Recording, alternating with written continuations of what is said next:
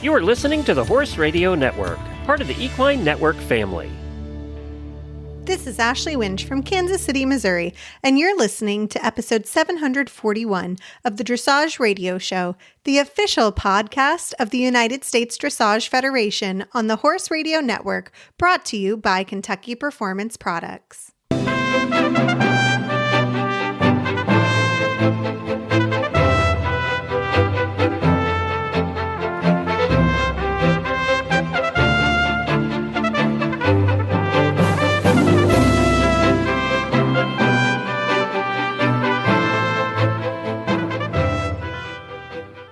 Some of you might recognize my voice from our other shows here at HRN, Sleep Stories for Equestrians, the Show Jumping Podcast, or even Horses in the Morning. While Reese and Noah are busy in Wellington living their best lives and having fun in the sun while doing all things dressage, we wanted to share the latest and greatest from our educational series with Brad Heath, founder of Double D Trailers. In this segment, Glenn and Brad will discuss all things tires and suspension. But first, a quick word from our friends at Kentucky Performance Products.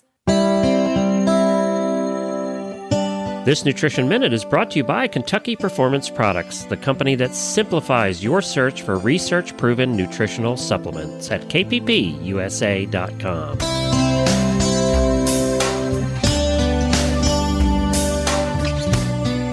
Spring is here, and so are pastures full of luscious green grass. Spring grass is high in vitamins, minerals, and sugar.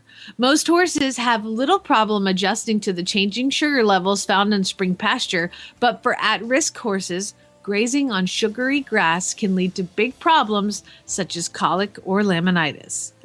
By paying attention to daily temperatures and following a couple of simple rules, you can limit your horse's access to such sugar-laden grasses. In the spring and fall of the year, limit grazing or stop it completely when daytime temperatures are warm and nighttime temperatures are below 40 degrees Fahrenheit. Under these conditions, the grass produces sugar during the day and it stores it in its leaves. At night, the plant transfers the stored up sugars to the roots and stems to fuel the growth. If the evening temperatures are cold, the grass will not make that transfer and all of the sugar will remain in the leaves where it is readily available to your horse. In the summer, when days are sunny and nights are warm, it is safe to allow grazing in the early morning hours, but it should be restricted late in the afternoon or evening. This is because most of the sugar that was produced the previous day has been used for growth overnight. Therefore, the level of sugar in the leaves is low in the morning. But as the day progresses, the grass once again accumulates sugar in its leaves in preparation for nighttime growth. So later in the day, the more sugar-packed leaves become. Because grass is a great source of essential vitamin E, horses that are restricted from grazing, especially easy keepers and horses in hard work, may develop vitamin E deficiencies. Lack of vitamin E can result in sore, stiff muscles and neurological problems. Elevate Maintenance Powder from Kentucky Performance Products is an affordable way to provide your horse with the vitamin E missing from his diet. Each scoop provides 1,000 international units of natural vitamin E, and natural vitamin E is absorbed and retained in the tissues at a much greater rate than the synthetic vitamin E found in many feeds and supplements. Best of all, when you choose a Kentucky Performance Product supplement, you get a 100% satisfaction guarantee. This Nutritional Minute has been brought to you by Kentucky Performance Products. You can find all of their terrific products at kppusa.com.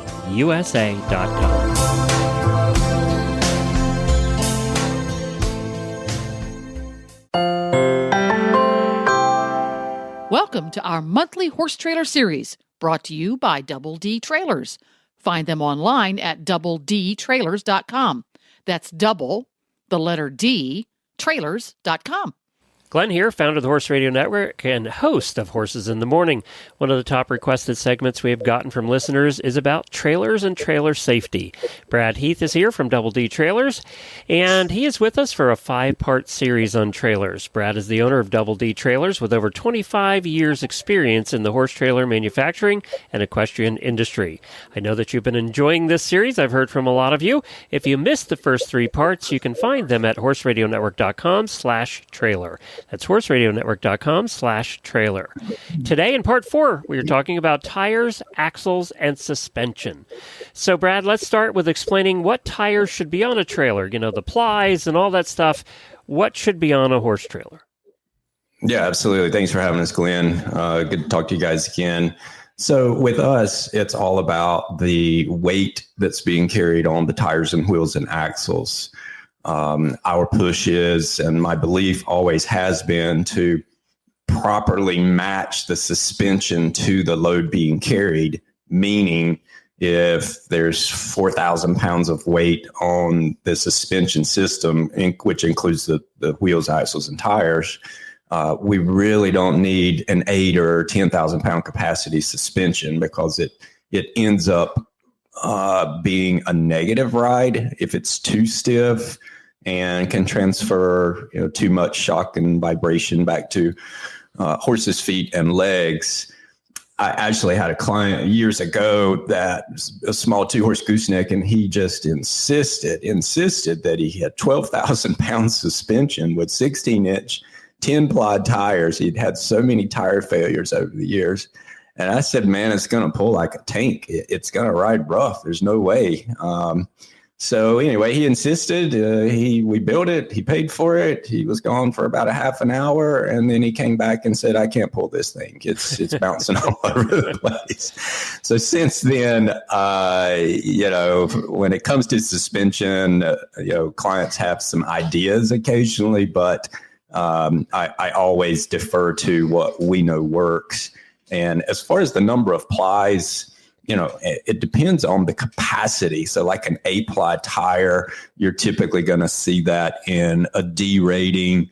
And, if you look on the sidewall of the tire, it will tell you how many pounds that tire will hold. So if it's a C-rated tire, which holds 2,000 pounds per tire in a round number, and you have 4 tires, the tires are capable of carrying, 8,000 pounds. And then as the tire increases, you go from an 8-ply to a 10-ply, right on up to, I think, a 12 or 14 on some of the larger ones. Now, we've all seen the horse trailers with car tires on them. Do you recommend trailer tires specifically? Yeah, we always. What's the difference? What's the difference? Yeah, the LT for light truck versus the ST, like a tire size, is an ST 235/80 R16.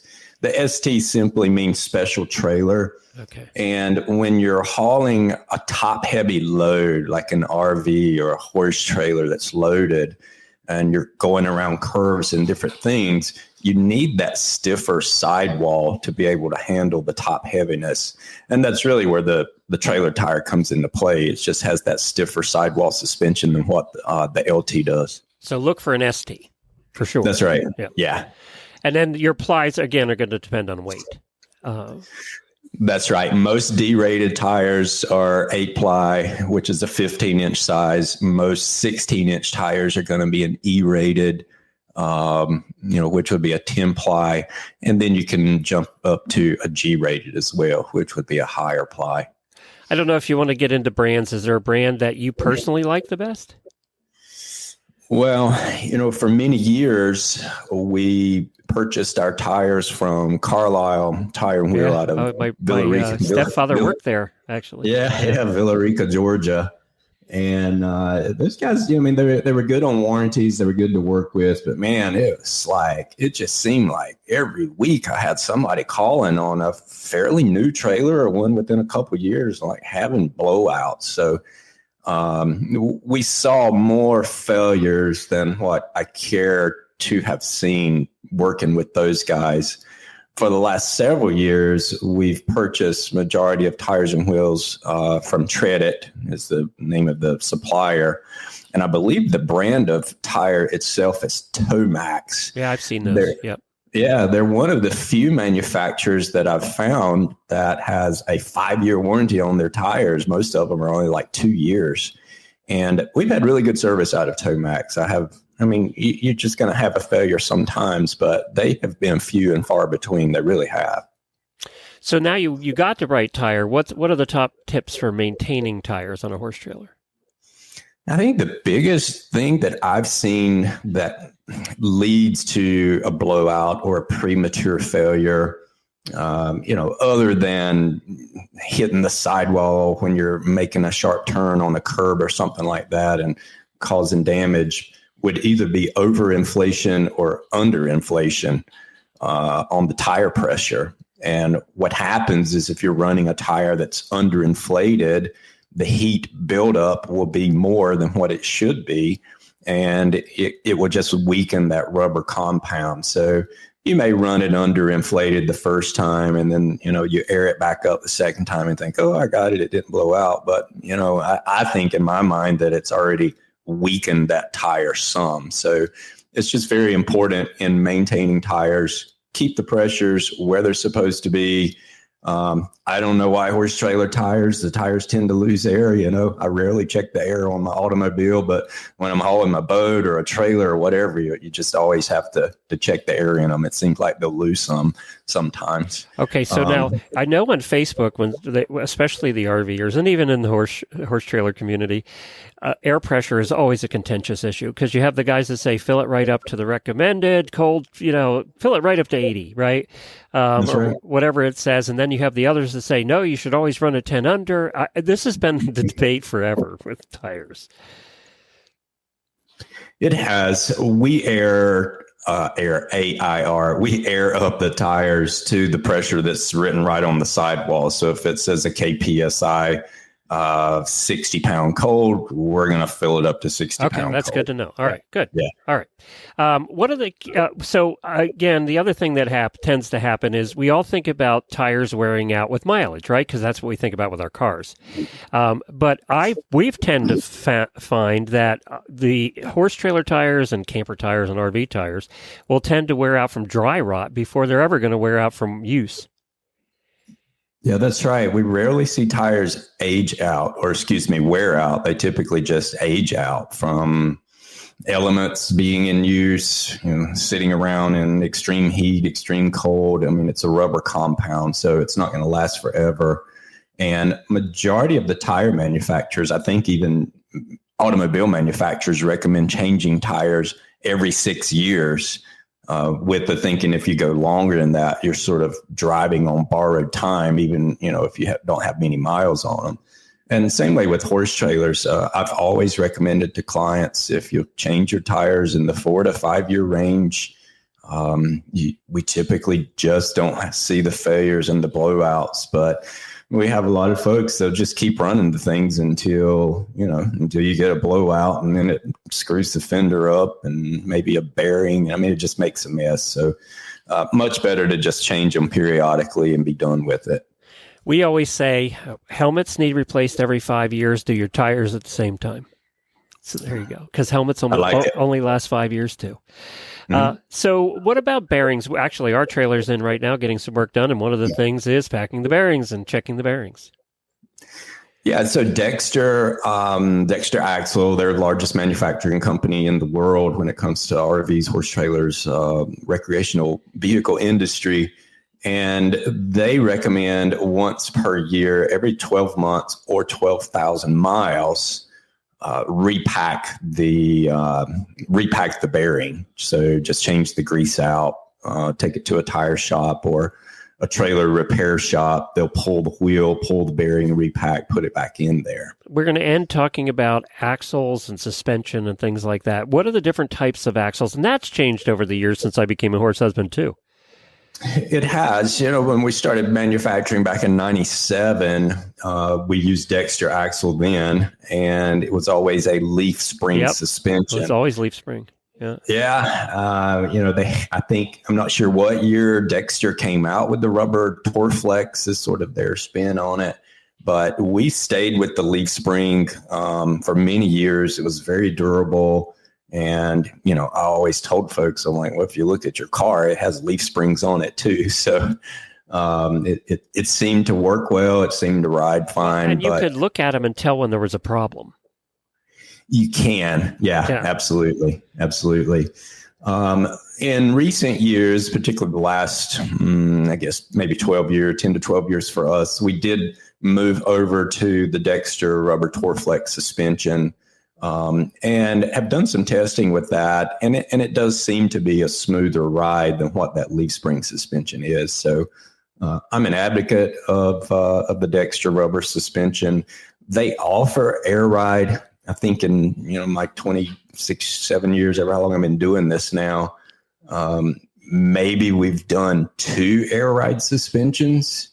And for the cost of that, I just didn't see that it was justifiable and worthwhile to do it because what we're using works fantastic. So in my opinion, there's just not a need to have that extra upkeep, something else that can break when it's not needed.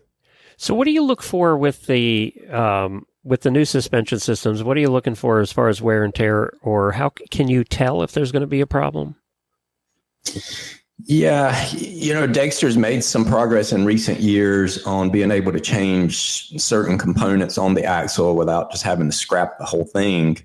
One of the improvements that they've made is a never adjust braking system. On the older axles, you would have to take it into the shop every year. And then as the brake shoe or the lining itself wore, the mechanic would have to tighten the spring up, and then you run it another year and they get loose. And so you just had to constantly do it throughout the life of the brake until the shoe wore out and it started scrubbing metal on metal. Now, Dexter figured out, hey, with these never adjust brakes, they adjust themselves throughout the life of the brake. So when it wears out, it's done. And then another improvement that they've made just in recent years, I'm not even sure how long ago, is you can change out just the end of the axle, so to speak, where the rubber Torflex comes out down to the hub. So that's been an improvement as well. So any final thoughts on tires or suspension? I don't think so. Just if someone is ordering a custom trailer, don't go overboard with the tires and the suspension. If it's a 7,000 pound axle, or a 3,500 pound axle times 2 gives you the 7. And that's what's on most 2-horse bumper pull trailers. And even like a small 2-horse gooseneck, you'll see that size axle. So unless the size of the horse is much greater and you're having to make the trailer taller and wider and longer and those type things, there's just not a benefit in going heavier. So always try to get the suspension matched properly to the load being carried. That's going to provide the best ride for you. Very good. Where can they learn more about Double D trailers? Yeah, jump on our website, doubledtrailers.com. And, we have our own podcast, the Double D Trailers Podcast. So the links for that are on our website as well.